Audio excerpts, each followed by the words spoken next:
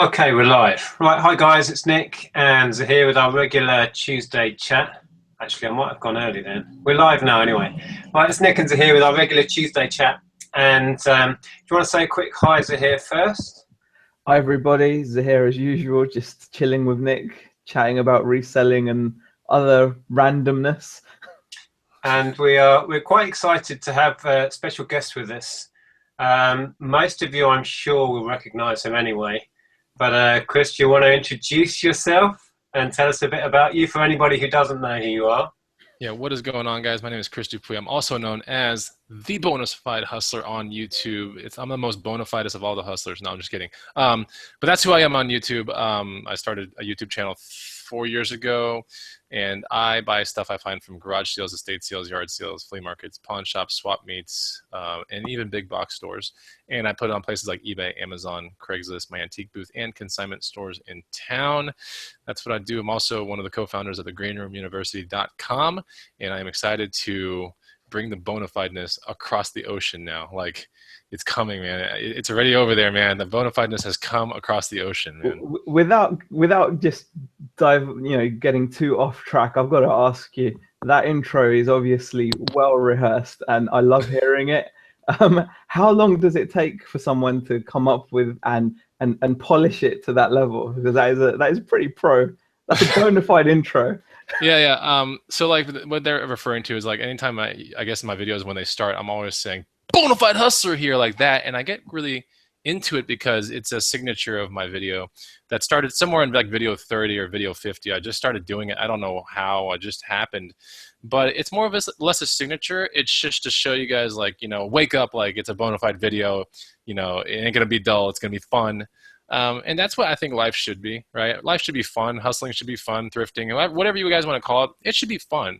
Anytime that you're stressed out and you're trying to thrift, you ever notice that it's hard to find stuff, right? But when you're chilled out and you're having fun, it's like, man, like you just seem to have good luck. And I don't think there's even a science to it, right?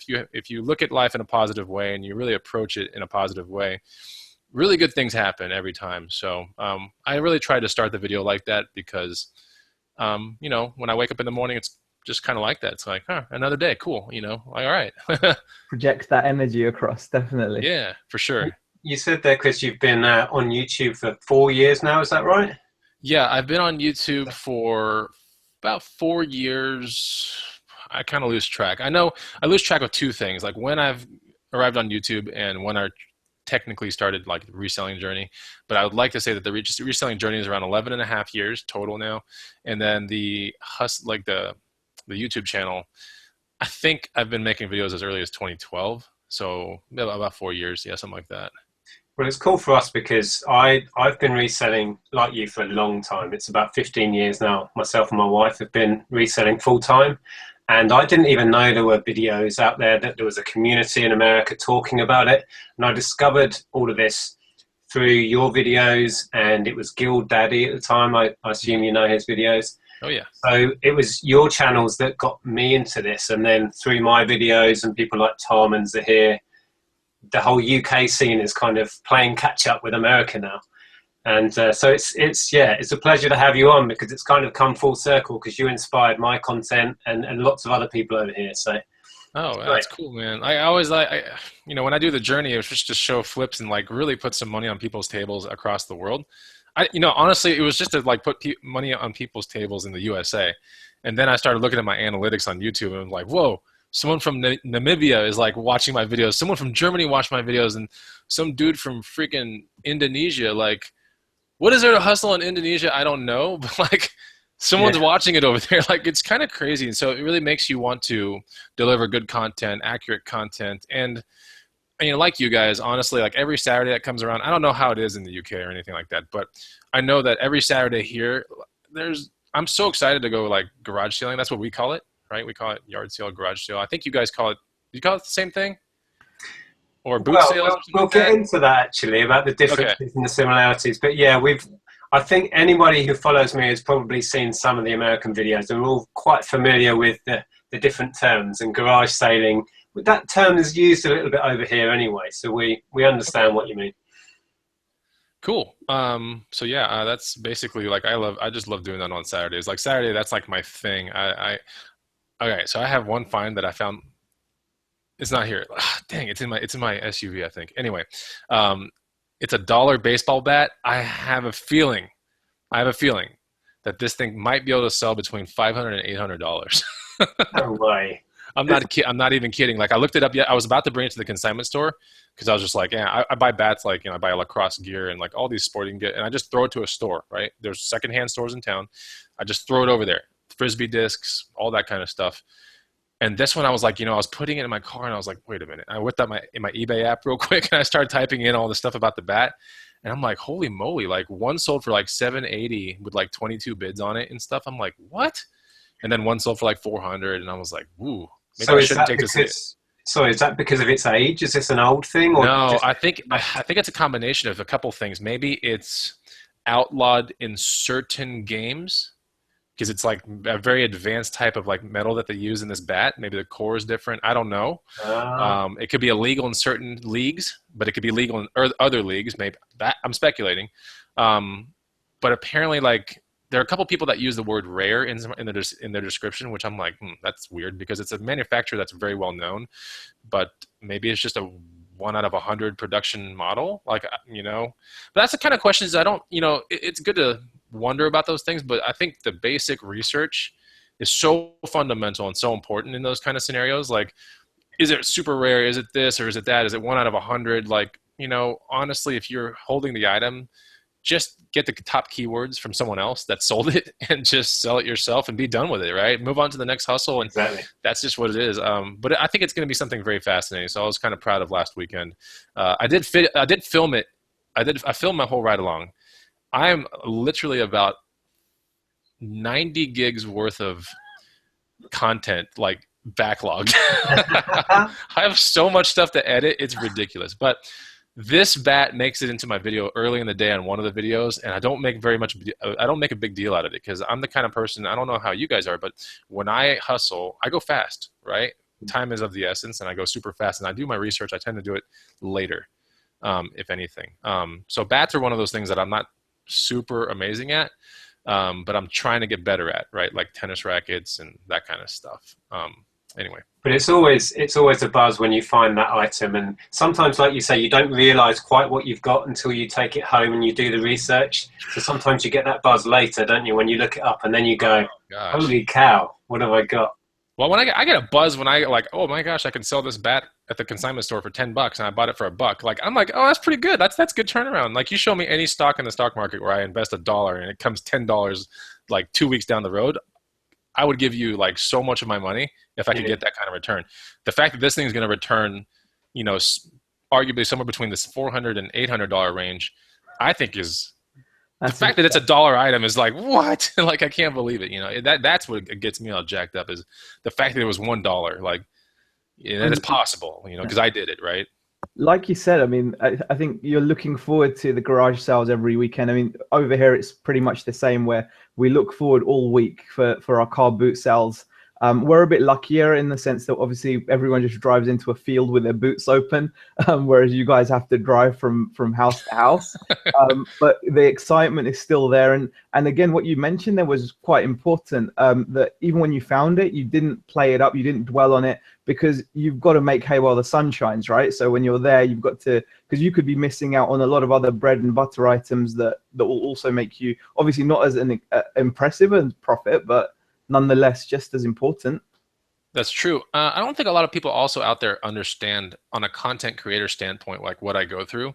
I mean, I have to really prep my vehicle for maximum storage. I have to, I mean, I write all my fines in a log, for tax purposes, right? What I paid for, just in case the IRS, which is in the USA, is basically a nightmare. Like, if you want to deal with it, it's the tax people. So I have that to deal with. Then I have to cover it somehow on a video. And all these things take time, right? So I have to minimize all that. Whereas most people, when they buy that item, they would just buy it and go to the next sale. Like, I have to buy it, I document it, I have to capture it on video, and then I have to make sure that it was captured, because if it's not done well, I have to do a retake and all this kind of stuff. Then I go to the next sale, right? So I really have to go quickly because I want to make sure that clearly, I did a poll yesterday on my channel, like, what are the best videos on my channel that you guys like? And this just goes to my, 5,000 people on Facebook, and people were just saying, we love the ride-alongs. Like that was the #1 thing that people said. And the funny thing about the ride-along videos are that was a viewer comment early into my channel's history, because I was doing haul videos in my garage, like sweating my butt off, like just super uncomfortable. Like the cringe factor was like really, really high on these videos. Like you would just be like, ooh, like, but he has good information, right? But then someone was like, why don't you take us on the road with you? Like, why don't you take us in the car? And I was like, wow, that's a great idea. So a ride along was born from a subscriber, you know, in a comment. And that's what's really fantastic about YouTube. As a viewer and somebody who's watched a lot of your content and watched a lot of the sort of ride along style ones, it's the whole, feels like you're there with them and you're on the adventure and you don't know what you're going to get. And it feels like, obviously we're not live with you. I mean, you could do that potentially, but it's the whole adventure, isn't it? It's being out there with somebody in the field. That it's got a different feel. Yeah, and I tried to make one of those. There was what was called like a jumble trail, which was essentially a garage sale set up in a town near me the other week. And I tried doing a ride along and I just kept forgetting to film, because you have to get in that mindset of, you know, get out of the car and film, get in the car and make a comment. And it's a lot of work, and people don't appreciate how mindful you have to be that not only are you picking, you're making a video and you've got to think what sort of content you're going to make, and it's a lot of work. So I do appreciate that. Thank you. Yeah, it's a lot of work, and you have to spin it a certain way too, because I clearly don't show, in the beginning of my channel, I would show all the failures, you know, like I didn't find anything in this garage sale. I didn't find anything. So when it comes to a garage sale, unlike maybe a car boot sale, when you don't find something, it's like, then you got to invest some more time to the next one. You might not, you know, I might not find something at half the places that I go to on a weekend, but those half don't need to be in the video anymore, right? In the first part of my channel's history, like I would put everything in there and people are just like, man, you strike out a lot. And I'm like, no, that's really how the game works though. Honestly, the game is, you know, it's numbers, and it's just, if you're dedicated and you're hungry, you will make money, right? But if you sit there and you're like, okay, the first 4 sales suck today, I'm just going to call it quits. That's the wrong thing to do, because the 5th one is usually the one. You know, people quit way too early in this life. They could be at the brink of amazing success, and they're just like, I can't do it. You know, you got to be real careful with that, because a lot of people give up right on the brink. And I'm the kind of person who's like, you know what? I'm almost challenging myself to like find out where that brink is. I'm like, where is the brink? But usually I don't reach the brink because I'm always pumped up. I'm just like, yeah, I know it's going to be good down the road. It's just one sale away from like the dollar bat, you know, basically. And so it's fun. Like I really enjoy it, but you're right. Like I have to spin the content a certain way. When I have people in the car, especially my brother, I don't know if you watch those videos, but when my brother's in the car, now we throw like the ridiculous, stupid banter that we have as children in there, you know, and all this funny stuff ends up in there. And I think it's one of those, if you're going to land on one of my videos, you're going to learn, but you're also going to laugh, and you're going to realize what it takes to enjoy some good life. And that's what we really want to portray, is the fact that we're not all about the hustle, but we're all about the journey, if that makes any sense. We're all about what it takes to get there. You know, the love I have for my brother, the ridiculous amount of banter that goes between us, that some of it doesn't even make it to camera. There's so much really, really crazy stuff that goes back and forth, but never makes it, because I don't know if YouTube would get it. Like, I don't know if my audience would actually grasp the humor in it, because it's so dark and weird sometimes. But I mean, we pepper it in slowly. And then before you know it, we have comments that are saying like spaceship, you know, and like, oh my gosh, like he's doing a Doppio shot, and like, the spaceship. Yeah. So there's all these like funny things that really make it worth it in the end. But to your point, yeah, it's just going back to what you were saying about, going back to what you were saying, that you might go to 3 or 4 garage sales and not pick up an item. I think it's important to at least mention that, perhaps not in every video. And Zaheer and I have commented on this quite a lot. When I do a haul video, especially in the early days, I would never say that I was out for 4 or 5 hours and I walked around, you know, 6 muddy fields and I got up at 6:30 in the morning. I'd leave all that out and just show these wonderful goodies that I found. But I think it's really key to explain how hard we do work, and it's perseverance that allows you to find the really good stuff. Would you agree with that, Zaheer and Chris? Yeah, I mean, I was actually going to mention that as well, actually, that, you know, your opinion, obviously, with your audience. I mean, I love the ride-alongs as well. I think they're hilarious. And yeah, you pick up some really varied and fun items.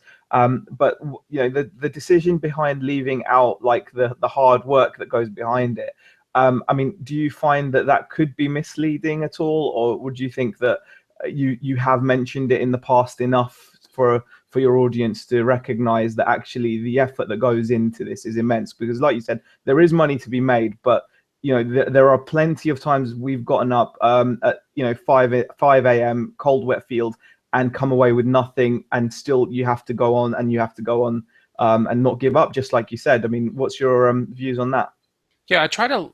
I guess I should clarify a Yeah. bit on my last statement. That is, I leave it in there. It's just smaller because the Right. content that drives that channel is all that other ridiculous stuff and the stuff that I find. And when I find something good, I try to put a winning statement behind it, or something that really encourages people. Like, why did that work out, right? You know, and like, not just, hey, look what I found, I'm awesome, see you later. Like, no, it's not like that. It's more like, hey, look what I found. Now, this is what it took to get me here, right? Like, this is why I think the way I do. And these are some learnings behind it. If you watch my videos and look at them carefully, you'll realize, like, I do try to teach even a little bit, even a sliver, 20 seconds or something. There's going to be a teaching involved. I do leave some of those, I didn't find anything here. You know, I leave those in there, but not as prominent, because literally, like, the video would be forever long, you know, and I got to be careful with that. But yeah, I mean, I think by now, if you've, the audience that I've garnered and that I've gathered, that I think they understand how the game works, you know, for the most part, right? The really serious people. Because when I look at my comments, there's like not really any. I can't remember the last time I got a comment that's just saying like, well, how many times do you strike out? I can't recall that comment ever coming through. I can't recall a comment like, show us where you mess up. That doesn't ever come through. All the comments are like, this is like the best ride along. Like, we just love being, I feel like Nick said, like, I feel like I'm there with you, right? So when I get that comment, I'm like, okay, the goal was accomplished in this video, right? When I look at my like and dislike ratio, and I'm running 95% likes and 5% dislikes, I realized that all the editing and all the time and all that stuff, you know, finally paid off. Like, that's where I realized, when people are like, we love these ride-alongs, they're so much fun, and like all that, that's when I realized that I did it, you know. And but I can't take all the praise for the ride along itself. Like I said, it came from a viewer's comment. So, you know, I'd love to. I can't remember who that viewer is, because you don't think about it till now, and you're like, dang, like one person in a series of words like literally changed the landscape of my YouTube channel. And if I could go back and thank that person, I mean, I would. But you know, I listen to the people that support me. That's very important. Like, when you're building a YouTube channel, I mean, pay attention to the people across the screen, because they matter a whole lot. I try so hard to get back to people's comments, but I got to tell you, at the magnitude that they're coming in right now, oh God, yeah, it's literally impossible. Isn't it? It's so hard. It's very hard. I do try to get back when I can. If you watch some of my Snapchats, there's some, I pepper it in there, but I show, like, I try to take 30 minutes or an hour a day to do it, but it is hard now, because we have other things that we're working on. I'm finding that, and I'm quite a long way behind you. I'm just approaching 10,000 subs. Yeah, you're doing but well. The messages and the comments, and then on my Facebook page, the amount of messages and people asking me direct questions, I can lose hours to it, like you just said. And people sometimes don't appreciate that as well, because obviously there is a little bit of money in YouTube and everyone understands that, but it's not like we're getting paid to do this, to be honest. So yeah, people sometimes don't appreciate that. What I just wanted to ask you actually, Chris, was I'm interested to know what got you into reselling. Was there a moment you can remember when you had the aha moment and said, this is good? And how long was it before you went full time from when you started on whichever platform you chose? Okay, so I write about it in my first book, which came out like 3 years ago. There's a book called Flip That Shh, and there's a really inappropriate word at the end, but it's a book that I wrote, and it's on Amazon. It has 7 typos on it. I'm gonna like disclose that it has some errors, but this is my first book. Like, come on, like, everyone just chill out. Like, you know, I didn't know how to do it right. I got a professional cover, and I thought I was like the king, but it took forever to get that book out, and all the revisions and all this stuff. But I did launch it on Amazon, and in the first chapter, it does not portray, but it shows that back in 2004, if I'm not mistaken, you know, I had a great company job, right? I mean, a corporate job. I was working for a Fortune 26 company at that time, which, you know, I was running a consulting territory-based job in Austin and several other towns in Texas. Like, I was managing the whole thing. And you would think, like, why would anyone at that point, like, start being bored with that? Why would anyone want anything other than that. Like, you know, this is basically a 6-figure salary, like company car, all that kind of stuff. Like, why? That's like what most people aim to get to. And like, why would you be looking aside? But I'm the kind of person who's always thinking. Like, that's the problem with me. It's a good problem to have, but it's once you attain success, it's also kind of a bad problem, because you're like, nothing ever suffices. You just always want to push harder and harder and try new things. And that's a good thing. But so when I was in this job, I remember, this is a previous girlfriend and everything, but we just on a Saturday morning, I didn't know really much about garage sales, you know, other than my mom, like back in the day when we were young, she's like, let's go to garage sales. And because she was flipping sewing machines. And when I would go to the garage sales, I'd just look around. She's like, if you want anything, just tell me. And I'd be like, I want that water gun. I want those shoes right there, you know? And it's like, okay, $2, you know, like, and so she felt as if she could drag along the kids and we could have some fun. We could all have some fun. So that's the only garage sale experience I had up until that one point in corporate America. But I found myself with that girlfriend at that time going into a Goodwill, which I don't know if you have that over there, but it's a thrift store in the States. And this Goodwill was in a good part of town. And I found a bike outside of it that was like $8. And I invested some money into it. I think I 2 tubes or something. I was 12 or $20 into it, something like that. And then I sold it the very next day for 80.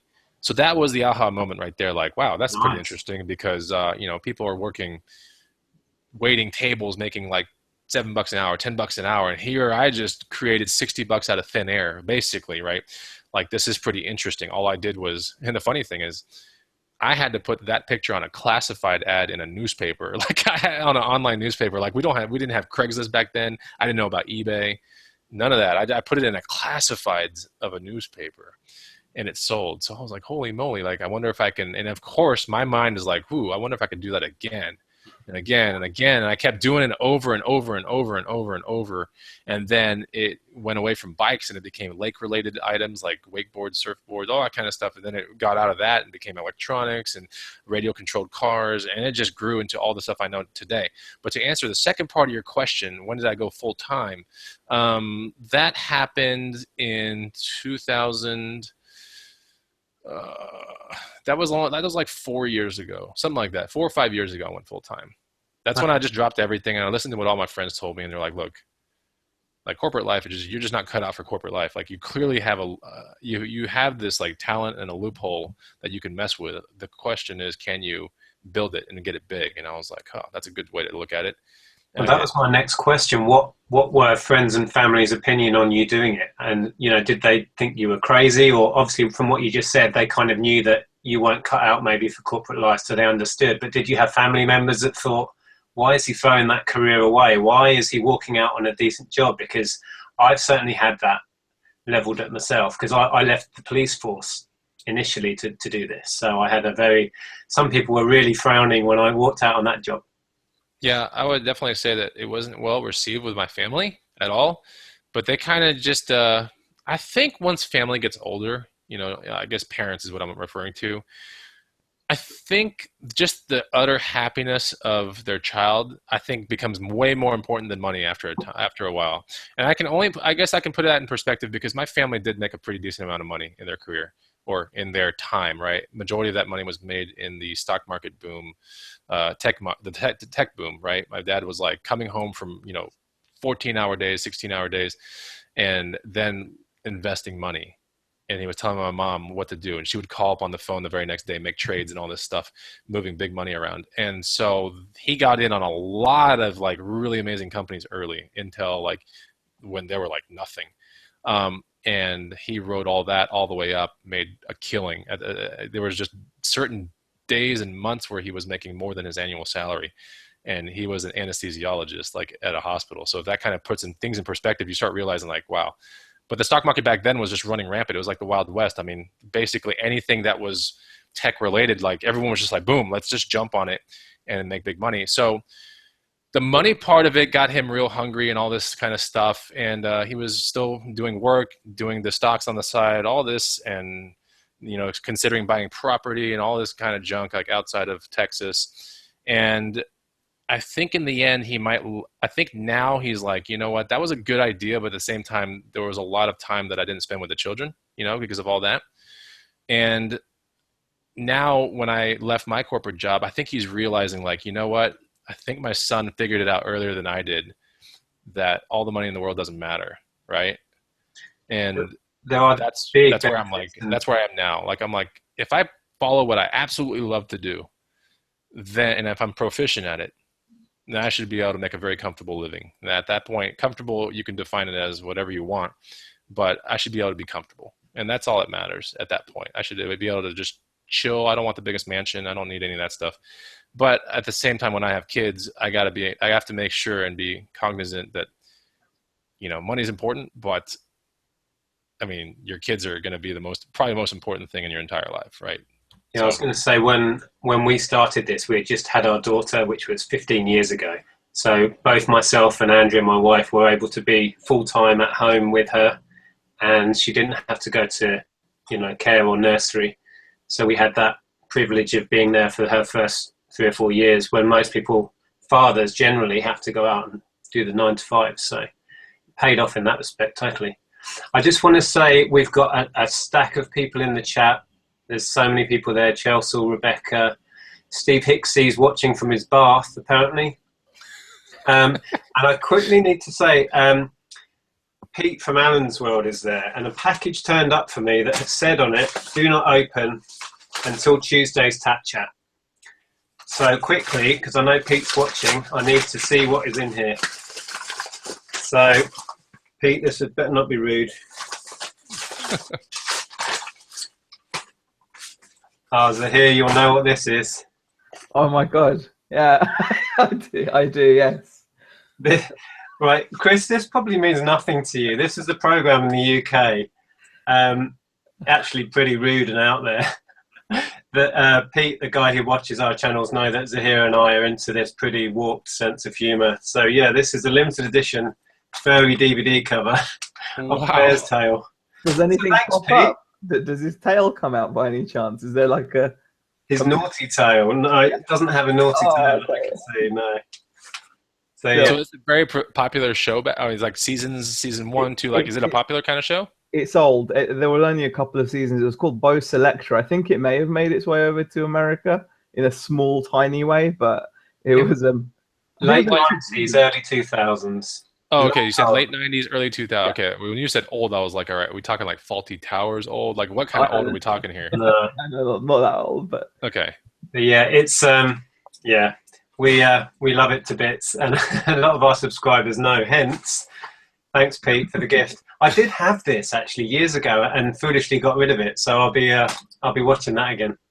We've actually got 70 people watching us live at the moment, so that's fantastic as well. And you know, a lot of comments coming in, obviously, because I think a lot of people were waiting for you, Chris, to come on the show. It's quite it's a great thing for the UK reselling community, which is a lot younger, I think, or maybe less advanced than the US community. And that kind of leads me onto the next question. You're quite open in all your videos. You obviously share a lot of information, not just yourself, but obviously, you know, Steve Rakin as well, and you know, quite open about it. What's like the mindset of a lot of resellers in the community about you being so prominent and sharing so much information as well? I mean, how do you square that off? Any criticisms that you may get? Yeah.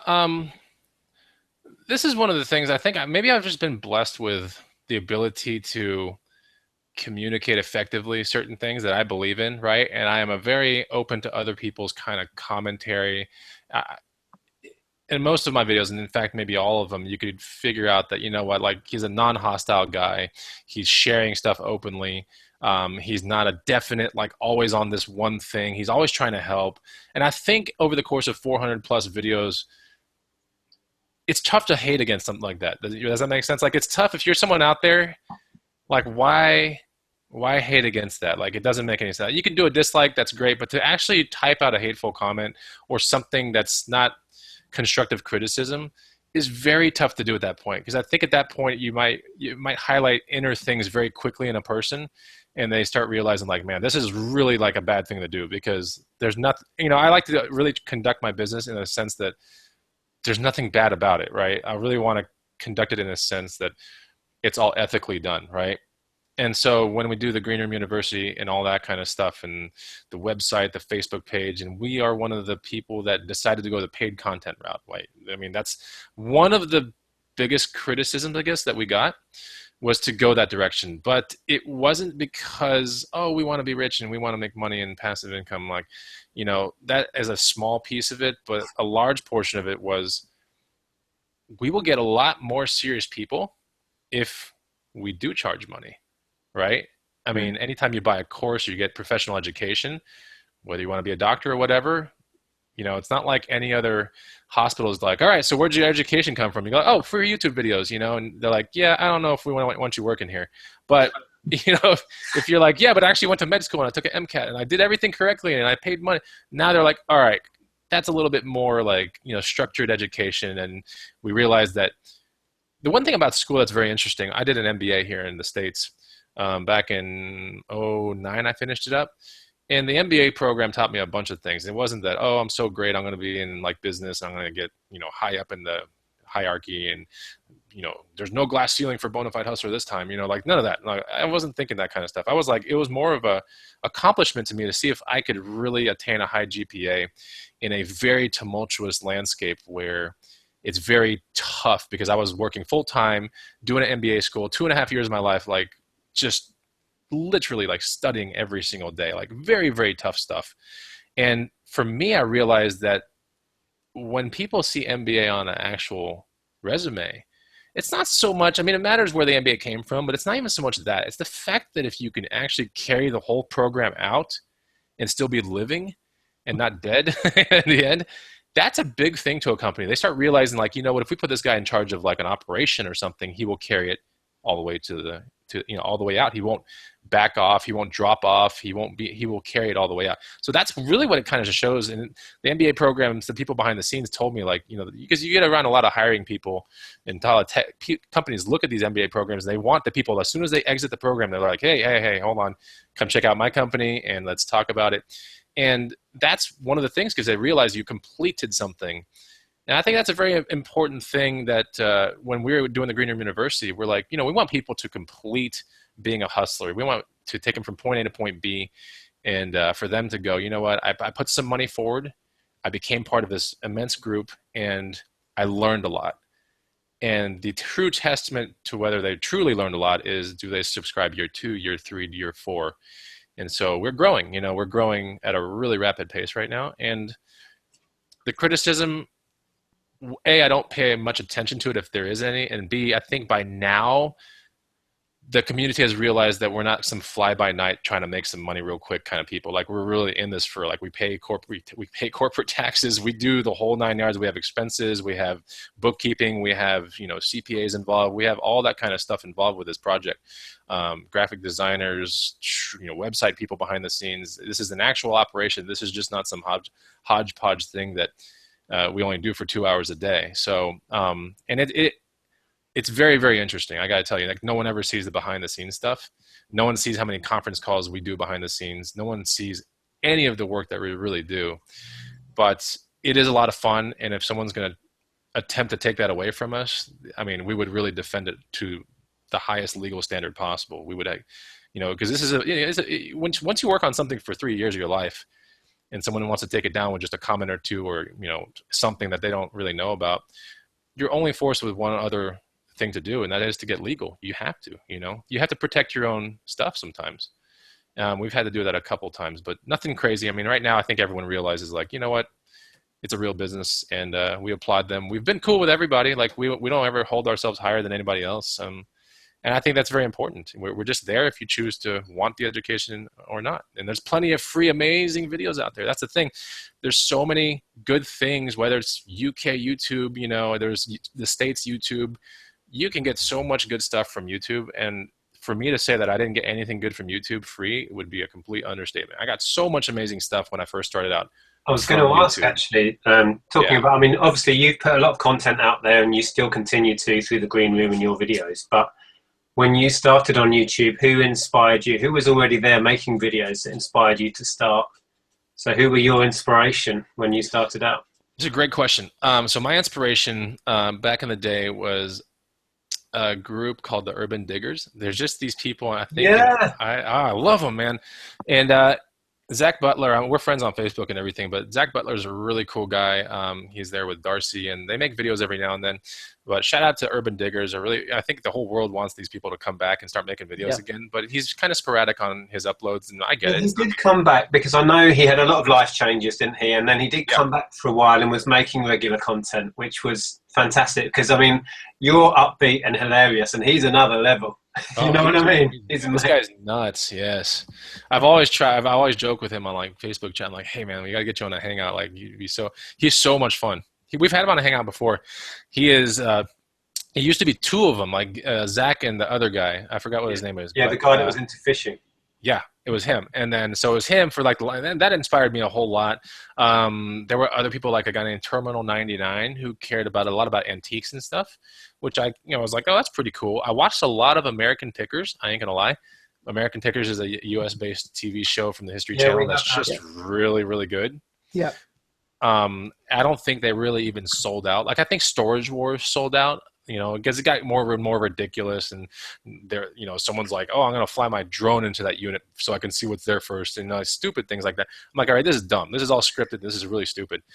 But American Pickers stayed really true because they're trying to teach you a lot about history of America and all this really, really interesting things that I think people fail to understand how important it is, because we live in this cell phone generation where everything's like, oh, social media and me, but you don't realize in order for you to get to this point in the world, it was carved out by these amazing people before you, right? That didn't have these devices. They just actually talked to each other.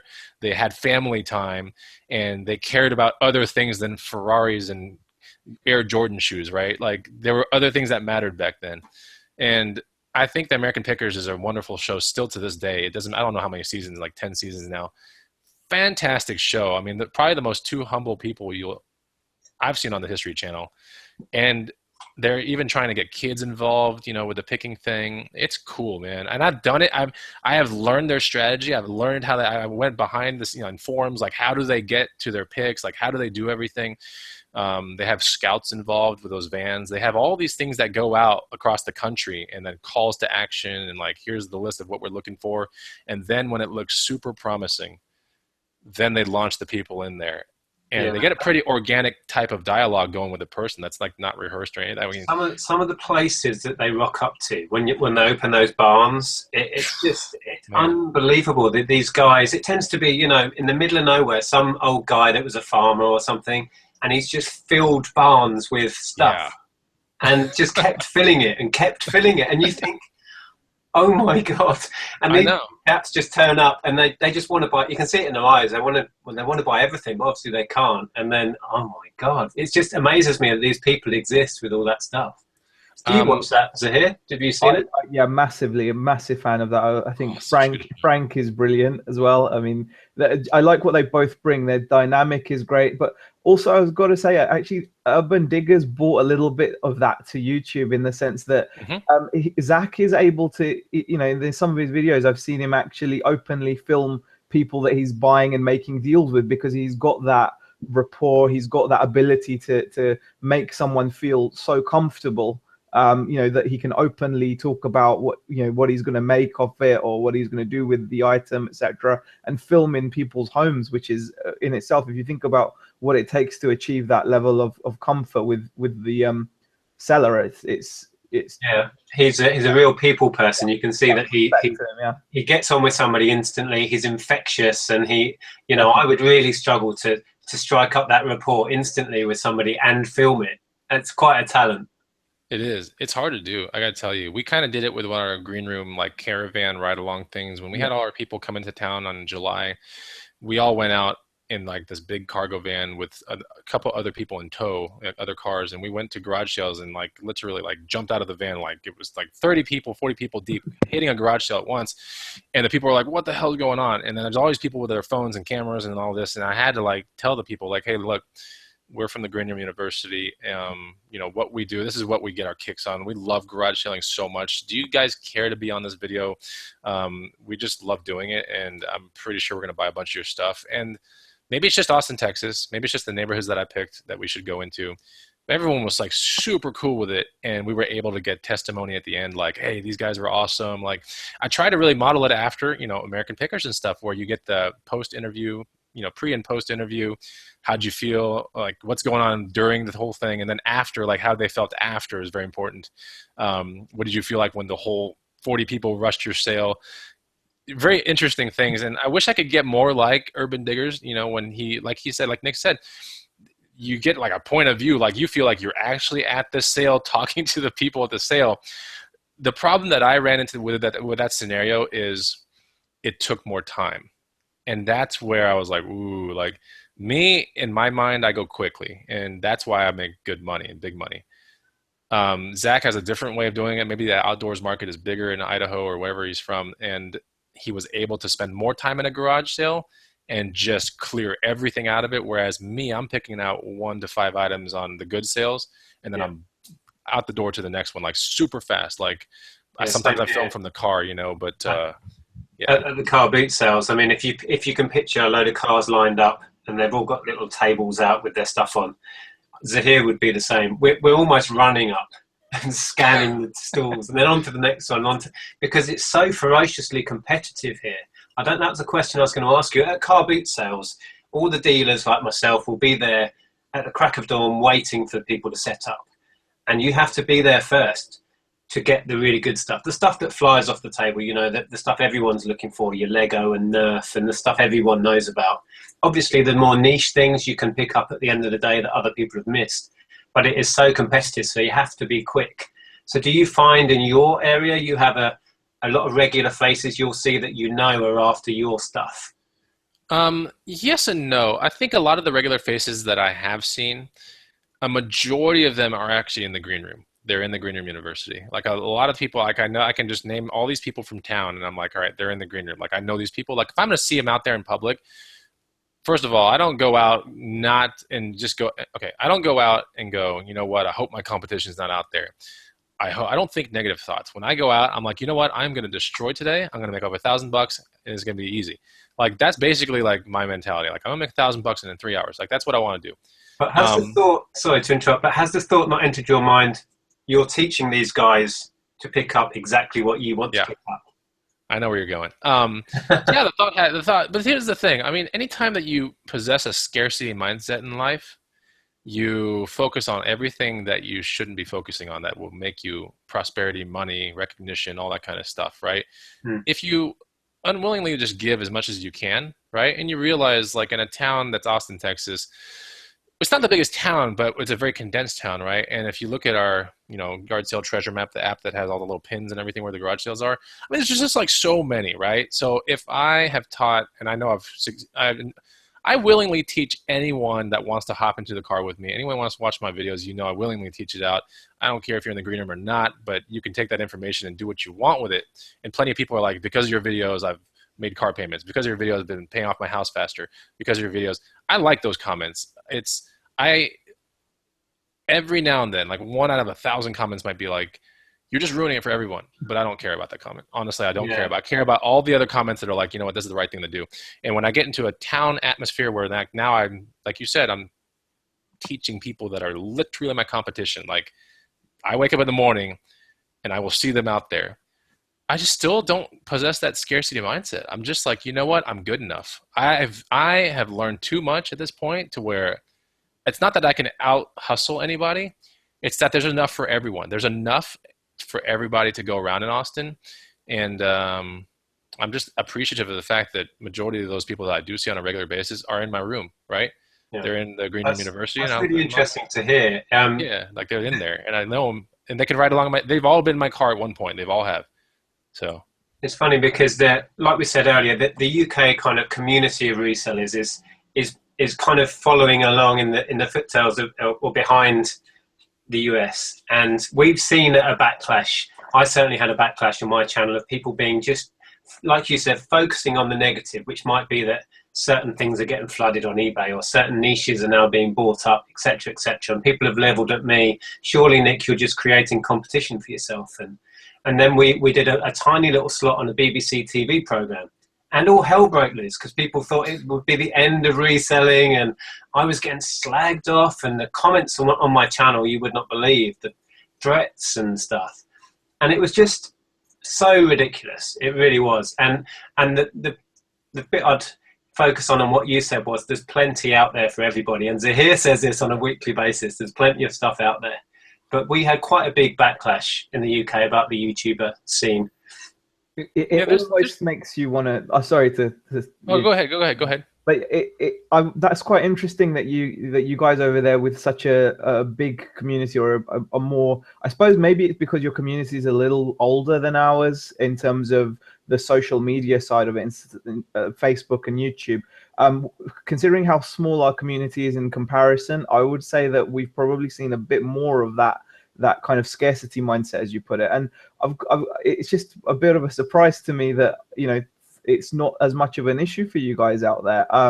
But I suppose also, I mean, just moving on from that, I've really been enjoying like the lifestyle side of your videos as well. And I'm guessing that's where your thoughts on like the scarcity mindset have come out from. I mean, how important is that side of things for you to be successful as a reseller as well? I mean, is it just like a passing thing, or in terms of how potent is it to have that non-scarcity mindset and the healthy lifestyle, and everything that goes with it? Yeah. First of all, I want to backtrack for 1 second, then we'll get into yours. But on the scarcity mindset kind of thing, I think what people don't realize is that you can give all the most amazing content in the world out. Okay, you can divulge everything. I mean, down to like the stock that you're in, the position you're playing, how deep you went. It takes a person with identical risk parameters, identical behavioral patterns, how they wake up in the morning, what they eat, what they do, not going to the bathroom during the golden hour of garage selling, not going to the gas station during, what I'm saying? Like, it takes an identical thinking person to truly become your actual competition, your actual straight up, like, this guy snaked a bike from me, like, and he will know what to do. He will make exactly the same amount of money that I would have made. Like, it takes so much identical replication, right, that it is nearly impossible, right? So that's where my scarcity mindset at that point, I'm like, I don't possess a scarcity mindset because I realized that someone would literally have to be my clone and wake up at the same moments, be in the same energy patterns as me and all this, and have the same drive up here in my head to actually match me and be my competition, right? And all the stuff that I know over the 12 years, I mean, that is the person that will become my competition. And here's the thing. If someone does better than me, I'm like, hey, you know what? That's great. Like, honestly, this is what a market is. A free market is this. There are inefficiencies in a free market. There are people that are at the top, but there are people at the bottom. There are people that shake out in the middle. And if you beat us, if you beat me, I am happy for you. I really am happy for you. And to prove that point, people will go in the green room, even from Austin, like, holy crap, Bonafide, I found this bike. And I'm like, I was just not at that part of the town at that time when you found that, right? I mean, if you look at it, like, I wasn't you, right? And you found the bike, and I will still help them price it out, test it, whatever they need from me. Like, I will help them all the way till the very end. Does it belong on eBay? Does it not? Because I'm proud of that person. Like, at that point, I'm like, you know what? Like, you out hustled me. Like, that's good. Like, I'm pretty pumped. Like, that's good. It's one of the best things when you receive a positive comment where someone thanks you for finding something. I've got to agree that makes you feel so good about yourself, and that's got to be worth it. It just has to be from a karmic perspective, if nothing else. It just feels good. Oh yeah. Well, let's go to your other question real quick, Zaheer. And I think I like this one a lot because this is where I have a large passion in my entire life has spoken to your last question, which is how, I guess if I hear you correctly, with a scarcity mindset in mind, how does the fitness and the health and everything bode with a reseller like current day? Like, how does it play out with you? How important do you rank it? And look, this is the thing, guys. Money is important, okay? But money will never trump over family and experiences and actual health, right? If you get good health, you get to enjoy the money that you make, right? If you're in ill health and you have a, we'll just call it in the American way, an effed up mind, then you're not going to be able to know how to spend that money correctly. You might not even get to that money, right? You have to be smart up here and rich up here, rich in your soul, rich in your heart, and rich to other people. That's very important. And at that point, you need to realize that, you know, we're given a vehicle to proceed through life with. It's our body, right? Our body can travel from point A to point B. It's our vehicle to experience different things, right? If your vehicle isn't performing correctly, if your oil isn't changed, if you're not doing the right things and you're not maintaining your vehicle, guess what? You don't get to go to point B effectively, right? And point B could be where the changes are all the most amazing, where you make all the money in the world, you get the better experiences, you have better health is so important, guys. I think a lot of the resellers, it's not that I think, I can say with the utmost confidence, the majority of the resellers that I've met in life absolutely need to rank health and fitness higher. So I want to say it that way. They might have great money, great tips, great money, all this kind of stuff. And I'm sitting there like, it's only a matter of time before something happens. It's only a matter of time before you're in the doctor's office and something's going to come at you, right? It's only a matter of time. You might think you're making more money here, but really in the tail end, you're going to end up spending it for doctor's bills and all this kind of stuff. So what difference does it make, right? Yeah. To me, I'm like, you know what? To live a really rich life, truly rich, you need to stop thinking about the money and going for the richness inside first. Once you go for the richness inside first and you wholeheartedly give out to other people what you know, everything that you know about life, you know, you really go out there and you give, I think you start becoming to most people like, hey, that's a little bit of an anomaly right there. Like that's different than what we're most people are just like, you know, like hoard, scarcity, all my secrets, like I ain't gonna tell you anything. And that's a mentality that I absolutely want nothing to do with ever, like ever, including sometimes it comes down to family, you know, giving me this mindset, like, and that's tough for me, but I have to distance myself from sometimes family in those scenarios because I'm really like, you know what? I really feel like this is the right way to proceed. And now my dad always asks me like, are you staying in shape? Because he realizes when he was my age, he was working super, super hard, going for the money only. And then now he looks back, he's like, he's almost living in my shoes. He's like, hold on. Are you still in shape? How are you doing? Like, you know, send me the picture of you on the mountain bike. Send me the picture of you flexing. You know, I want to send it to my uncle in France, and I want to send it around. Like, he's really proud, you know. And this is very important. It's one of those, I always thought that to be equal to my dad, I had to make all the money in the world. Like I just, you know, I had to do better, right? But I'm now realizing that I'm there. I've been there the whole time, but it's just that he never told me, but I've been there the entire time, you know? Now this is where it's going to look like I might stalk your videos a bit, but is this where what you've mentioned about your circle and how important it is, and you just touched on it there, that even sometimes you have to distance yourself from family when it's more to do with when the mindset conflicts with what you're aiming for? Yes, the circle is, and you'll hear this from I would love to say that I came up with the idea of the circle and all this kind of stuff, but the idea, I mean, most people would understand the whole circle mindset from a movie called Meet the Fockers back in the day. There's a movie called Meet the Fockers, okay? Yeah. And there was a guy like, you're either in the circle or you're out of the circle, right? And then the circle is the very most tightly knit people that trust the secrets and all this kind of stuff. Well, you can take that same thing and put it into an entrepreneurial type talk, and now you're dealing with people like you know, Gary Vaynerchuk, Grant Cardone, all these like really amazing people that talk about how to strategically achieve an amazing life through certain ways, right? And they always will say the same thing, but they'll call it a different thing. You know, your closest friends, your acquaintances in the circle, you'll hear it. But what they're honing in on is the fact that your 5 closest people to you, the ones that you talk every day to, texting on the phone, all this kind of stuff, are the people that you will be the average of, right? So you take the highest person, the lowest person, you're going to shake out in the middle usually. So if you get, you know, your circle nice, trustworthy, on the same path, you know, healthy, you know, aspiring to make, you know, good money so they can have great experiences in life and all this kind of stuff, but really giving type people, not scarcity mindset type people, that's where you start realizing that the circle will grow higher every time. Like it's like a mastermind group, right? If you have one bad thing in that circle, that thing needs to be dropped. You know, if it's a family member, unfortunately, you have to distance yourself from those kind of things, because how are you supposed to emerge into greatness if something is weighing you down? Like, how do you get to go through the ocean if you have an anchor that is trailing behind you, right? So anyway, it's just one of those kind of things. I would love to reinvent the whole thing, but clearly the circle explanation is a very well done one, right? Yeah, and so definitely. there's no reason to reinvent that one. That's just really well done. I don't know who made it up. I love I it. was so absorbed in that, I forgot I was in the chat. I thought I was just watching a video. I was just totally lost in it. That was fantastic. It's very potent, isn't it? It's a very potent idea, and I've got to say that I respect you for actually bringing that side of things onto your channel, because I personally also believe it's incredibly important, and it's something that's been weighing on my mind heavily. You know, it's especially the health side of it, and it shows how what you're thinking about is always going to translate into your results. So you can just look at it from, if you guys just want to take the reselling aspect from it, you can just take a reselling aspect from what Chris has just talked about.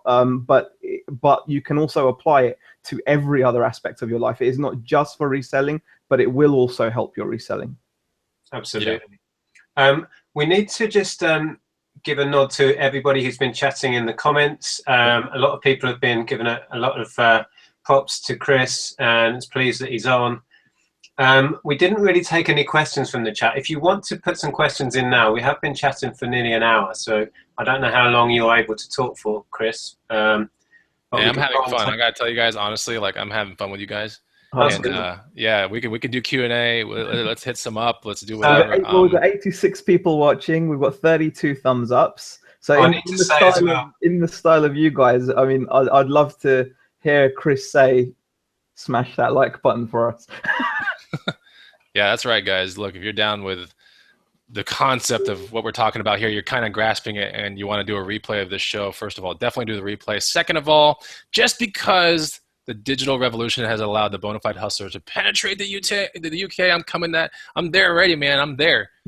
Just through the beauty of the internet, man. I'm already there. So, you know, hit the like button. That'd be greatly appreciated. I would love to do the show again. You guys are like stand-up kind of people. I would watch your show creeper style, like in the background when like Margaret was on there and stuff, and just like the way that you guys, your antics towards each other remind me a lot of like me and my brother. You guys are always like in good spirits.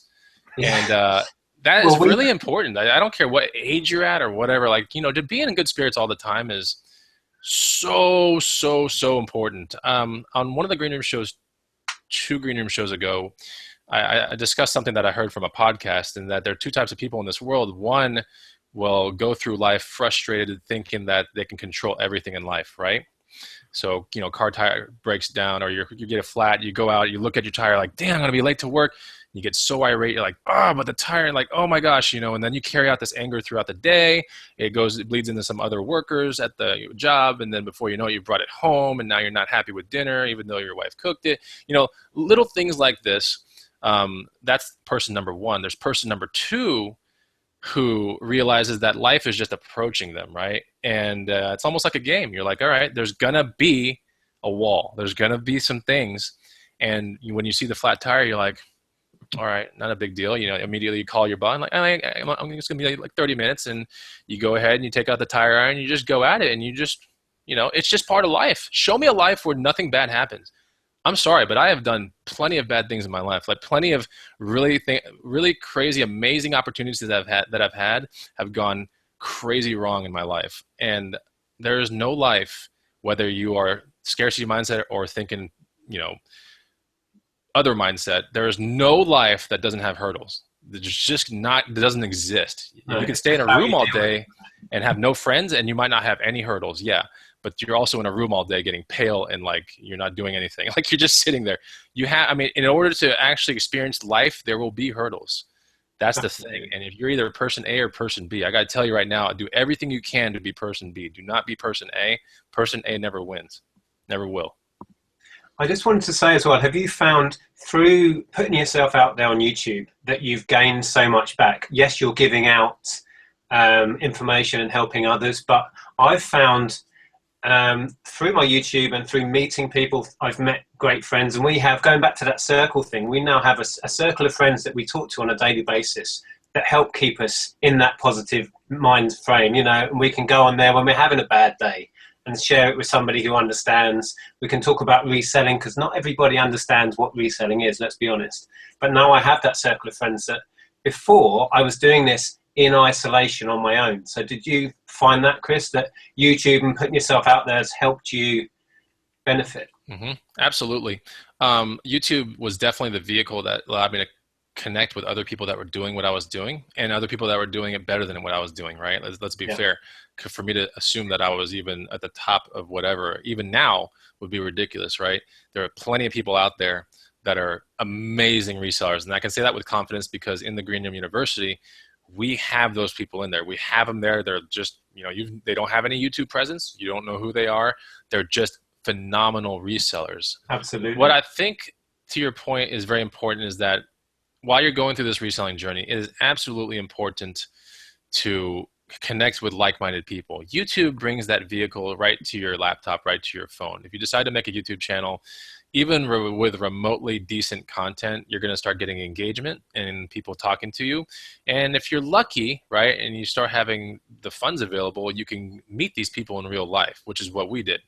And so I got to meet Eric Spears in real life, Yang in real life, Raken in real life. We realized we're way more we're way more similar than we really thought we were. Like, we really have the same kind of mentality, and we're always hungry, and we're like, let's just create a company, basically. And that's what we did.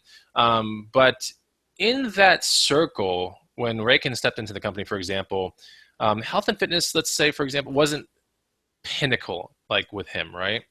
But, and then, like, exploration and finding myself was high in my regards, but not as high as College Picker, for example, right?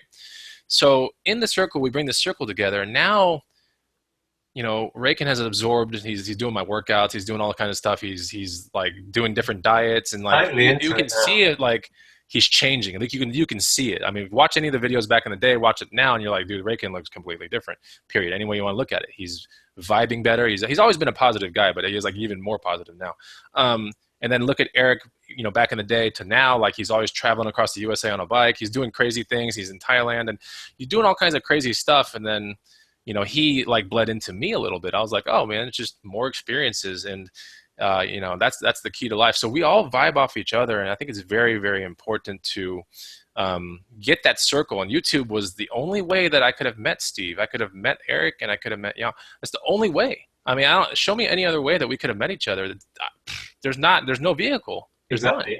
We joke quite often that the group of friends who chat in a regular basis, we are so different people on the face of it. Yeah, we have this thread running through us, this, like you said, this hunger to do your own thing, this wanting to be perhaps outside of regular society, doing our own, charting our own course. So we have that thread running through us, but we are the strangest bunch of people, aren't we, Zaheer? Like, from all different aspects of society. Yeah, I mean, that's just it. I mean, on the surface, everyone has their own persona, and everyone has their own, everyone still has a unique personality. But when it comes down to these core values, I suppose these core values, the way of thinking, really, that's when you see the similarities. I mean, one thing that kind of strikes me is I've said many times that if it wasn't for Nick making his videos, that was what gave me the push to actually do this full time. Up until then, I'd watched your videos, Chris. I'd watched loads of other people's videos as well. I think DIY Mike over in the States, he was one of the guys that really made me think about this as well. But when Nick put those videos out, it gave me a push. And again, he was making these YouTube videos, and then I started making YouTube videos, and it just we just got on, and it's really weird. And we've got our little group as well. I mean, of friends that just have that similar way of thinking, the core things that we all agree on. Kind of like in a good marriage, I suppose, where you can be completely different, but when it comes down to the really important nitty gritty stuff, you always find that you agree. So even though you regularly might not agree on the day-to-day little things, when it comes down to the main things, you agree. And I think that's kind of what it's like. Absolutely. It's exactly what it's like. Yeah, I mean, it's been a great journey, and I say it like the journey is ending, right? But it's not. I think the journey is just beginning. I've learned so much through everyone on YouTube. I've learned so much with my business colleagues, and absolutely. We need to say, Steve. Yeah. We mentioned Steve Raken. He's been in the chat actually, and he was talking about perhaps doing a hangout with Steve, so that might happen in the future, which would be fantastic. We've been ignoring the questions. Have you seen any questions? Yep, I have. Sean's actually put a question. Sean Longley, good pal of ours. got a question for you guys. A question for you, Chris. Obviously, I've seen a lot of road trip journeys from across the pond. Would you ever do a coast to coast trip or travel abroad hustling? Is that anything that's on your radar at all, or? It's a little bit on my radar. I mean, I actually talked to my wife about it, just the other day. I found myself, when was this? Gosh, I found myself 3 weeks ago looking at RVs on eBay. So I thought about it. I was like, you know, I don't want to like do it from where I go hotel room to hotel room. I actually want to sleep in the same bed every night. Like, I don't want to be in I want to be in a bed that I know has no bed bugs. It's a certain comfortable level, and I know that the pillow is going to be the same. Whereas when I go to hotels, it's like the bed varies every time, right? And so to get consistent sleep, I want to be in the same kind of surroundings, but I want my vehicle to be able to go to different towns and all that kind of stuff. So I've tossed up that whole thing with my wife.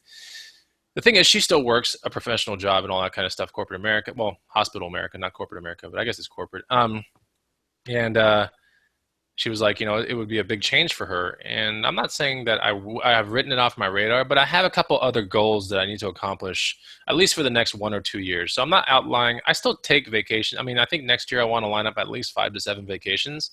I think this year I'm coming up at around 4 or 5, which is pretty decent. I think next year I want to bump it up to 7, and I want some of these vacations to be a little bit more exploring related, where I put on hiking boots and I go to crazy places that like, you know, vehicles can't make it to. And you know what I'm talking about, where you start seeing the really, really weird pictures on Instagram where you're like, holy crap, like that's remote. Like I want to be remote. I say that and I want to, but there was a bear attack video that just got launched yesterday all over the internet. Did you see that thing? I've seen that. Yeah, it's horrific. The guy's arm is, oh yeah, I mean, it's pretty graphic. Yeah, so there's definitely the downside to some of that too. I saw a comment that says Bonafide needs to come to the UK. I would love to go to the UK. I've been in the UK for like 1 second, you know, I land and then I go somewhere else. Like I've been there for like 1 second, so I don't even know what it's like. I don't even know what it feels like to step out of the terminal because I was just landing there and I went to Spain. But yeah, I mean, traveling is definitely a little bit more on my horizon next year. I do have a decent SUV that can like traverse across like really good, really crazy terrain. So I want to use that thing somehow. Just quickly, going back to your thought of getting a big RV, we did a similar thing in a much smaller scale because the UK is like smaller than Texas. But we bought a what we call a camper van with a big pop top with beds up, and then we used that for a couple of years. We did a trip around the whole UK, and because I bought it fairly cheaply off eBay, it's a quality thing, I've managed to resell it on eBay for pretty much exactly the same. So it's almost like I rented it for nothing for a couple of years. So if you do it right, like you were saying, you don't want to go in hotels. Hotels are a waste of money anyway, and you can effectively borrow a van, buy it, use it for a year maybe, and then sell it for the same money anyway. So it's like a free loan. Almost. Yeah, I definitely, I love that mentality. I mean, a majority of the bicycles that are in my garage right now are all based upon that. I mean, I'm a hustler. Like, of course, I'm like always going to be looking for the best deal no matter what. When I owned a boat, I still own a boat today, but I owned my first boat. I bought it for $17,300 with like 100 hours on it. I sold it with like 500 hours on it for $17,300. I was like, it was crazy, but I got like all this crazy experience on the lake with it, and like got to be a great wakeboarder and had friends on it partying. Like it was so awesome. But that was definitely halfway into my hustling career when I started realizing the potential of what hustling can do. It's just a way of thinking, isn't it? It's a way of thinking. It's a way of approaching life in general, but money specifically, and about just using it wisely. And yeah, I love that. I think people are just. I don't think people really understand how limiting their brain is sometimes. I mean, just down to like the fact, like when you just tell people, look, okay, go to garage sales, sift through clothing, right? Because people are spending exorbitant amounts of money, like gym shorts the other day. Like I was just at a store, gym shorts, minimum $30. Okay, so $30 in the US is for a pair of stupid gym shorts that at a garage sale you could find for $1. I can't justify the $30. It's tough for me sometimes. I can justify certain things that I know would take forever to find in a garage sale or a thrift store, like tank tops, certain sizes for myself. Okay. But gym shorts are like dime a dozen. They're everywhere. Pants, jeans, like jackets, like all the coolest jackets I have in my closet garage sale finds, thrift stores, or they're like the best jackets on earth too. Doesn't make any sense. Like people are complaining about, I'm strapped for money. Can't pay. I can't get a better car. Like you're all, everyone's driving better cars than me. Like look at what you're spending your money on first of all, and then curb that around. Can you get it on a secondhand basis? Can you go use a little bit? And we're not talking like underwear, because there's certain things that you gotta buy new. Like the underwear is probably one of them. Socks, I get it. But that's not to say that you could still go to a garage sale and not find new underwear in a, like people are selling new socks, new under. I mean, still the philosophy is the same, guys. Like exactly, it does become, once you've done this for a while, and like I said before, I've been doing this for 15 years, and I was doing it on a smaller basis way before that. It becomes hard to walk into a shop and pay full ticket for things. So Zaheer and I were chatting about this in a hangout a while back. You start to resent paying full price on anything. It's just a mentality. I think it's about like truly living the lifestyle. I mean, obviously you're not going to embrace all of it at once. You're going to take on parts at a time, because it's very different to how a lot of people have been brought up, myself included.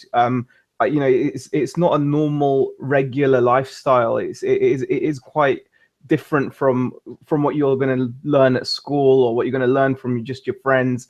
And that's why it takes the effort it takes to find the right people to mesh with and to talk to. But it's very much a part of the lifestyle. I think, yeah, I mean, I do struggle. I mean, in terms of like money, it pretty much translates straight into pounds anyway. So yeah, I mean, decent, fitness gear here as well is going to be a minimum of £30 odd. And again, the same things you will find for £1, and there'll be mountains of them at the boot fair. It's not like there will literally be mountains. You could buy shorts for every day of the week. It's not an issue. It blows my mind, man.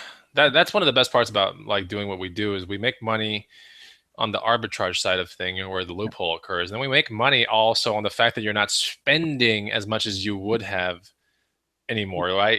There is a downside to it. I gotta say, like I encountered the downside the other day. Last weekend, actually, I took my wife out to not last weekend, but weekend before that, I took her out to a good dinner, right? And the dinner with tip and everything was like $96, and I'm like, oh, $96, like whoa, and I immediately went like, you could see like, holy crap, like I could have probably made this at home. Why did we come here? And it rubbed her the wrong way. Her feelings were not. She was, I ain't gonna downplay it. She was hurt, and she's like, it'd be nice to just go somewhere, and if it was $100 dinner, like that, if you just don't say it like that, I'm like, okay, like you busted the Bonafide hustler, you got me. And I was like, I'm guilty of the same. Yeah. I was like, you know what? But I was like, it's only when the food is not that good or really subpar where I start to go like, holy crap, like why did I spend all that money on that? I told her, I was like, when we get good food, you'll never hear me complain. But when we get anything that's not good, like that's when I'm like, oh, why? Like, why did we do that? Like, it's not good, but you got to understand from a woman perspective too, is that, and I get it. I'm like, you know what? There's certain times when a guy just needs to shut up. And that was probably one of them. And, I'm not perfect, guys. I'm not perfect. I'm a hustler to the day I die, and I'm a little too diehard sometimes. And that's just what goes on in my head. I mean, maybe the next time I won't say anything, but inside my head, I'm going to be like, a $96 dinner. You're not alone at all, Chris, I don't think. Did you see any more questions here? I've kind of... Yeah, I mean, we had a question from Smart Reselling who asks, what kind of budget did you start out with on your reselling journey when you became full-time? This might help newcomers understand that it's possible at any level. Okay, so when I started out, I mean, I had money in my savings account. Clearly, I had money in my checking account. I had a great job. I bought that first bike with $8. So anybody can start with anything. Like, look, you could start with $1, right? If I found $1 baseball bat last weekend that I can resell for, let's hope, 400 or 800 bucks, you can start with pretty much anything. You can't start with nothing because it's very hard to get free things. But you can start with about a buck. I mean, let's be fair. If the timing is right and your education is, very well honed in on, and you know what's up and you know what to look for, you could start with $1. You really can. When I went full time though, I already had, 100 plus items in my eBay store. I had, I was just embarking on starting on FBA. When I went full time, we didn't even start the Green Room University, right? I didn't have my company. I just went for it, and I had some money saved up. I didn't have, when I went away from corporate America the first time, like, because I kind of remained in it for like an insurance job. But when I left the first time, I had $30K saved up with some investments and a car already paid off and a couple of things like that. You know, I did it like that. And I had my insurance lined up. Of course, you know, you want to get your health insurance lined up. But one of the most important things to understand is, like, you know, people are like, what do you need? $1,000, $100? You need $1 and you need a brain. It's what you need. You need $1 and a brain. That's basically all you need. If you've got a pound, as we would call it, same thing. I think you could do well with just a pound, as long as you have the right work ethic and the right attitude. You might have £1,000 to start with, the wrong work attitude and ethic and the wrong attitude, and you get nowhere. And most of it is the mental battle. The money I wouldn't worry about. That will sort itself out if you've got the right attitude and the ability to work and work hard and motivate yourself, because that's the key. The money really isn't the key, and people do focus on that way too much. I can't get started, I've got no money. Well, you've got the wrong attitude to start with. Yeah, the wrong attitude, you can find it in certain places too on YouTube. Unfortunately, YouTube being an efficient market that it is, there's some great channels to watch, and there's some really bad channels to watch too that are still got really good followings. So I don't know how to say it in a better way, but if you suspect the scarcity mindset at any point in friends, family, the channels that you're watching, the scarcity mindset is literally like the cancer, the poison right there. You got to get away from it. Okay. So anytime you hear the scarcity mindset, you might get a hint of it, or someone's bad mouthing someone else, right, that you kind of look up to, for example, or you think they put out good information, you need to leave that behind. You need to be able to disconnect from that and go only towards the information that really, really matters. But you got to be very active on what goes into your head. You know, you get to put up the wall wherever you want to. And that's where a lot of people don't realize is, like, they kind of just go through life unwillingly, just getting bombarded by all the ads and everything possible and buying stupid things that they don't need, not quite listening to themselves inside on what they actually want. And I think majority of human beings want the same exact thing. They want love, they want praise, and they want some money and some experiences, right? I mean, any way you look at it, that's kind of what drives people: love, praise, money, and some experience, and some good health, right? Of course, I think that's probably last in most people's like priorities, but for me, it's first. But you got to attain that, and you got to align yourself exactly with the same channels as what you want, right? But if you find yourself like, I'm always getting scammed, and eBay sucks, and like all this stuff is sucking, and all this kind of stuff, I guarantee you're watching other channels that are doing the same thing. Right? Because all you're doing is just absorbing that, and you're the average of these 5 YouTube channels, for example. Or you got to be able to, you know, control your mind and go, you know what? Anything in this life is possible. Moment to moment changes. Every moment is one different moment that you can change the whole entire aspect of your lifestyle. I mean, you could be living a life on a timeline like this, and the second you think, like, I'm ready to control this, bam, you do this. And you're here now, as opposed to the original you that was going this way. So you have to think about it like that. There was a movie called Back to the Future 2. I don't know if you ever saw it. Yeah, but there's a scene in the movie where the almanac plays a role into a future splitting off, right? There's this alternate future that happens all because of one decision to buy the almanac, right? Or the almanac was in the car and some dude got in the car and took off with it, something like that. But either way, the almanac, one decision to buy the almanac or to get it, created this completely alternate dimension that all these negative consequences happened, right? Because of the acquisition of quick money and all this stuff. So you got to think about it like that with your own life.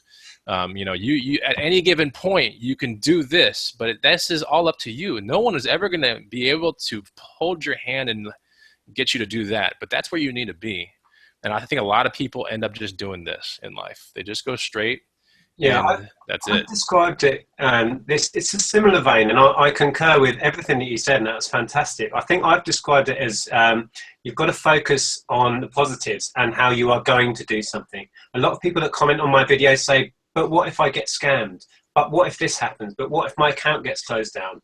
And my response is, if I focused on all the things that might go wrong in my business, I'd be a wreck. I'd be a mess. I don't. I focus on where I'm going, the things I can control, and my focus has to stay on a positive footing, because if I focus on all the things that could go wrong, it's just going to spiral out of control.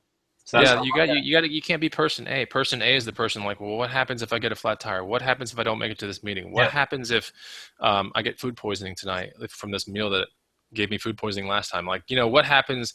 You can't be in this what happens kind of thing. You need to be in the part that goes, you know what, it could happen, but what matters to you? Like, what matters to you the most? But you know, all this other stuff can happen, right? So I think that's what you're saying is, in order to get what you want in life, you're going to have to provide some action in there. You're going to have to really be actionable in allowing the right thoughts to stay in your head. And you'll be surprised how quickly things will change. Like, I mean, immensely fast, but you're really going to have to do an active kind of therapy to yourself, because I think a lot of people find themselves in that person A. You know, it's kind of sucks to say it, but a lot of people are, you know, they want to do better. It's almost like they don't know how to. So the person A is the predominant way the world works, right? It's just people stressed out and being really dumb and gossiping and talking about other people behind their backs. And like, that's a person A mentality. A person B is kind of like, you know what, how can I do better? And how can I amass a team of amazing people with me, right? Like, they're always thinking like, how can I help someone else get where I am too? Like, how can we do this together? That's a person B mentality right there. And that's the mentality that you got to have. It reminds me a lot of there's a guy, I mean, I love watching a few clips of his called Jim Rohn. He was his talks, I mean, you'll know him. He's I think in the early 80s, and he was mentioning, I think he had a great little quote saying, you know, keep guard at the door of your mind. And it speaks exactly to that point about there's so much information out there. It's all freely available, and it's you that chooses what information you look at, what information you read into, you know, what books you read or who you listen to, just like you said, who you subscribe to. So like you said, if you do get that feeling, then yeah, definitely it's the right thing to do, is to maybe have another think about whether it's worthwhile you spending your time on. Yeah, I think it's dead on. I think it's the same kind of people that when you look into fitness and health, you know, for physical fitness, there's some people who are like, wow, I'm always going to be fat. And then like every time I go on a diet, then I just put on the weight back. It's like, you know what, that mindset is literally the most limiting mindset, as opposed to the other mindset, which is like, you know what, I'm going to get on a routine. I'm going to create a habit, and I'm going to get around people that are doing it. And then we'll see what happens, right? You don't even have to know what the end story is. The fact that you know, let me get around some like-minded people, let me get a routine going, let me start eating healthy and make it a habit. I stress the habit part because most people screw that up. But, you know, make it a habit. And before you know it, when you build your habit, because it takes a while, but on average, scientifically, they say it's 58 days. 58 days of something, right? Doesn't matter, you know, not drinking Coke and not eating pasta, for example, right? Yeah, just saying. You That's what Zaheer's on at the minute. We're day 3 now, I think, or day 2. Something small, you know. It doesn't have to be anything large, but you know, 58 days of something. It could be quitting smoking, you know, whatever. After that, you get to decide again. You know, it's a little bit more of an evaluation to go back. And a lot of people that complete all 58 days, it's tough for them to go back because they realize, you know what, that was a big investment for me to go through that. I feel better, right?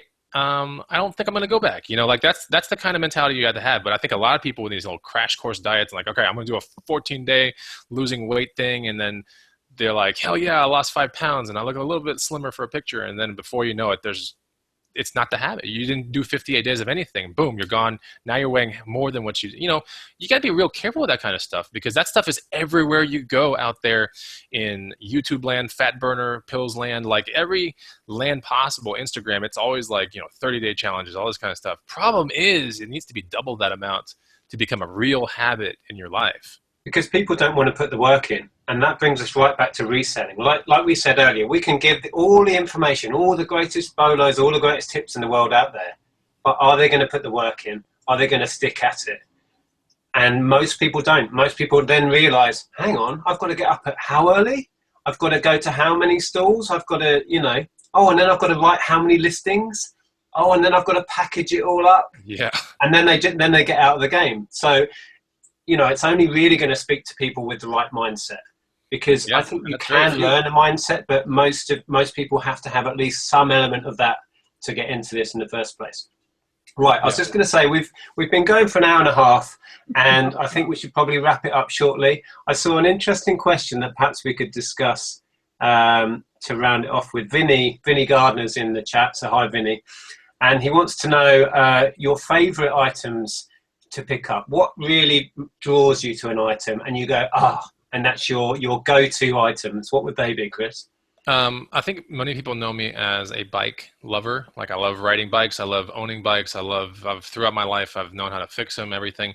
So when it comes to reselling, that was like my natural first thing to go for. Like, boom, I already know it. I know everything about it. Know how to change tires, tubes, chains, whatever. So I like bikes a lot. I still to this day love bikes. The second thing I really love, I don't know if people really know it, but like radio controlled vehicles and aircraft, like I love them. Like, I just love it.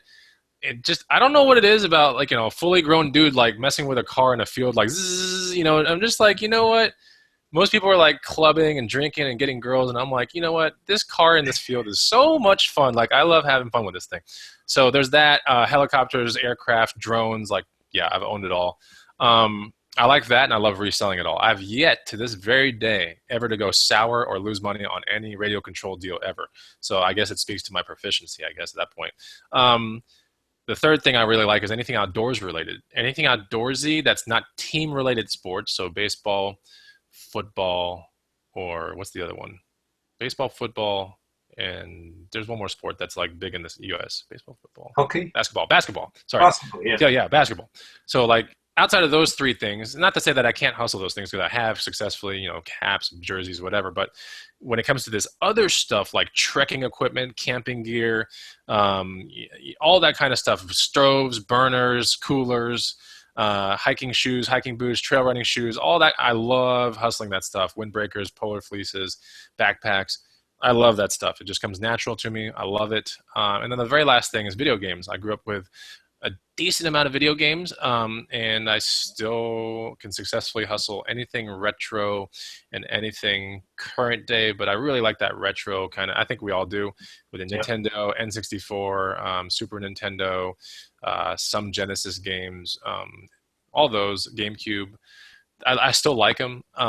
They're fun to play with every now and then. They're so dated though. I mean, gosh, like you try to play for an extended period of time, try to play a Nintendo game, and it's like literally impossible now because it's just so simple, and the graphics have gotten so amazingly good with just all these other systems. But I still like reselling it because it's fun. It's easy money. I mean, out of all the things I talked about, probably the easiest money will come from the video game part of it, because that market is dwindling. It's not like the bike market's going away. There's always bikes in the world, always going to be two wheels and a little pedal and a crank, But when it comes to video games and cartridges and all that kind of stuff, that stuff is becoming obsolete quickly because downloadable content is getting much more prominent with the streaming quality and all that stuff. It's like, why even produce a physical game anymore when you could just hit a button, bam, it downloads into your system, and there it is. You have it within 1 second.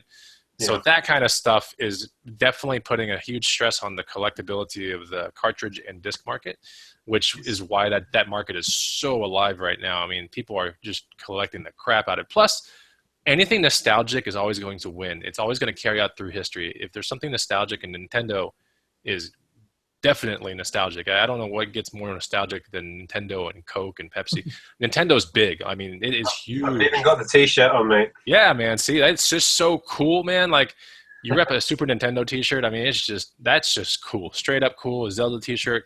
And anything nostalgic has got crazy, usually if it's good nostalgic, it has crazy resale, associated to it. I mean, definitely. Up to Power Rangers, things like that.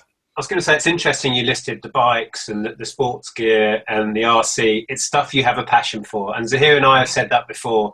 If people are wanting to start out in this, go towards the areas you have knowledge and passion for. Start there. Obviously, branch out. But it's interesting listening to you, Chris, say that, it's bikes, and instantly a great big grin on your face. And it shows in your videos because we know that you love that stuff and you find it easy. You find it easy to sell stuff that you're passionate about. And you have knowledge and you know all the keywords to use and how to describe it.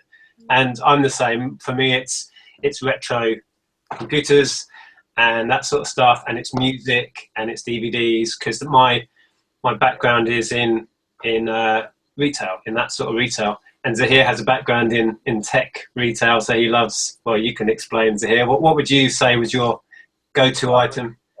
Definitely high-end audio stuff, vintage amps. I love vintage amps. But saying that, I did pick up a Tamiya. just the other day for Oh, it's a £10, yeah, cool. and it was a TA01 chassis as well, like really old, the rally ones they did. So I was really pleased with that. It just been messing around with Is it. it And then four-wheel also drive or is it belt? four-wheel drive. Yeah, It's the belt, right? No, not the belt. It's got Is the it shaft? shaft. Yeah, it's got the Yeah. you know, the red gear casings on the front and the back. Yeah, cool. It's cool, really nice. But I broke it obviously because I had to play with it. But that's one of the things as well I love. I mean, sometimes you find out you like things through doing this. I mean, I've always seen my dad mess around with RC stuff. He was into his helicopters. But I was always, I never really caught my attention. But when I got this car, I was just playing around like a kid until I broke it. And now I really want to get another one. I want to actually look for them. So sometimes doing this is just nice because it does. I think you'll find out things about yourself. Absolutely. I'll tell everyone real quick right here while we're on this like RC nerd talk real quick. If anyone ever wants to buy the best RC thing, like that's not indestructible but very close to, and fun, fast, and everything, there's a company called Traxxas, Traxxas. They build a truck called it's called a stadium, or it's called a Baja truck, whatever. It's a low center of gravity type truck. It's called the Slash, and if you can get a Traxxas Slash brushless model with LiPo batteries, there is nothing more fun than that, man. I've owned about 10 of those things. They are kind of hard to destroy, and the funny thing is I pick them up secondhand, I use them, my dogs eat them all up, and then I kind of fix them a little bit, and I put them on Craigslist for the same amount of money. And the Slash market, the Traxxas Slash market, is huge in the USA. I mean, it is one of the leading radio-controlled trucks that is built right, and it's all-wheel drive. You can make it two-wheel drive too, but that is one fun vehicle to own. If you want to get a full setup done and you want to buy it new, here in the USA, a full new setup would cost, with the charger, like $600. It's steep, but that type of fun, you cannot replicate it. I don't care if you're playing it on a screen, on a game, it's not the same as controlling a truck in a field with dust flying everywhere. That is true fun right there. That is amazing. Good Used Goods in the comments just says, I have a Traxxas Truggy. Whatever a Truggy is. It's like a slash between a buggy and a truck. Gotcha. Yeah. Okay. Well, I think we should wrap up there. It has been an absolute pleasure, Chris. Thanks so much for coming on. Definitely. You're welcome. And hopefully we will have a chat with Steve Raken at some point. He was in the chat earlier. I don't know if he's still watching, so we'll have to try and hook that up. So yeah, thanks Zaheer for chatting, and of course, Bonafide Hustler for coming in. Definitely. To the UK scene. It's been fantastic. Really enjoyed tonight's chat. It's been hour and 40 minutes almost, I think. Oh my god, absolutely, man! When I have fun, the time that's just a piece of it, man. At that point, I don't care. I'm just like, you know what? If I have fun, it's all good. Well, I know I'm going to watch this back for sure because I want to go over that whole mindset thing again. I was totally absorbed and I literally forgot I was in the chat. Mind That's blowing. funny. Right, okay, well, thank you so much, and thanks for everyone for your questions. I know we didn't really get going with the questions, but thanks for commenting and joining us for the chat, and I'll see you guys soon.